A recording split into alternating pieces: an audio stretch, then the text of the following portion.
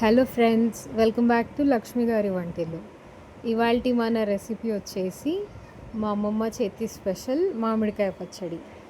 ఇక్కడ మేము ఒక 12 కేజీస్ వరకు తీసుకున్నాం కాయలు. ఇవి బాగా కడిగి ఒక క్లీన్ క్లాత్తో తడి అంతా పోయేలా బాగా తుడుచుకోవాలి. తర్వాత మీడియం సైజ్ ముక్కల కింద ఇలా కట్ చేసుకోవాలి. ఇవి నాటుకాయలు అంటారంట. ఇవన్నీ ఒకే సైజులో ఇలా కట్ చేసుకొని ఒక టబ్లో కానీ లేదా వెడల్పాటి గిన్నెలో కానీ తీసుకోండి. నేనైతే ఇక్కడ టబ్ యూజ్ చేస్తున్నాను. నెక్స్ట్ వీటిలోకి మసాలా ప్రిపరేషన్ వచ్చేసరికి 750 గ్రామ్స్ వరకు జీలకర్ర వేసుకొని వేయించుకోవాలి. జీలకర్ర వేగిన తర్వాత అవి సైడ్కి తీసుకొని ఆవాలు వేయించుకోవాలి. ఆవాలు కూడా ఒక 750 గ్రామ్స్ వరకు ఉంటాయి. ఇవన్నిటిని బాగా పచ్చివాసన పోయేంత వరకు వేయించుకుంటే చాలు. తర్వాత ఒక 250 గ్రామ్స్ వరకు మెంతులు వేయించుకోవాలి.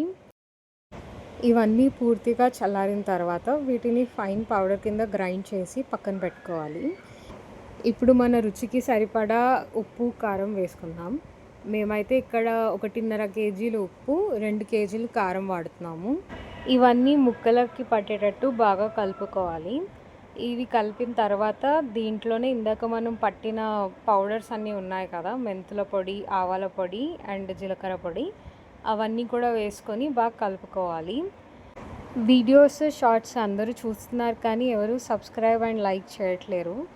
Please do subscribe and like. And మీకు కావాల్సిన recipes or else full recipe కావాలంటే కూడా కమెంట్ చేస్తే మేము కింద కమెంట్లో పెడతాం ఫుల్ రెసిపీ డీటెయిల్స్.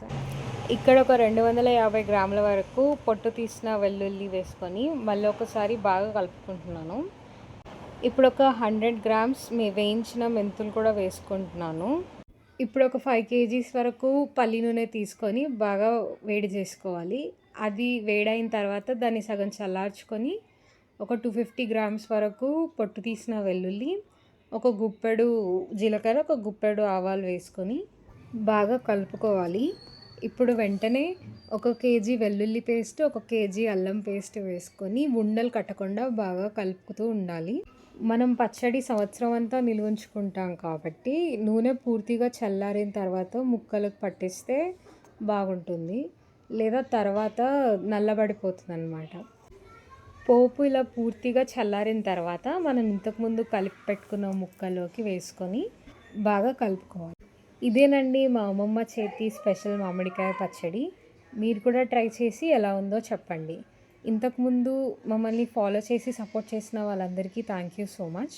మా ఛానల్ని కొత్తగా చూస్తున్నట్టయితే do consider subscribing and liking. Also share the video to everyone.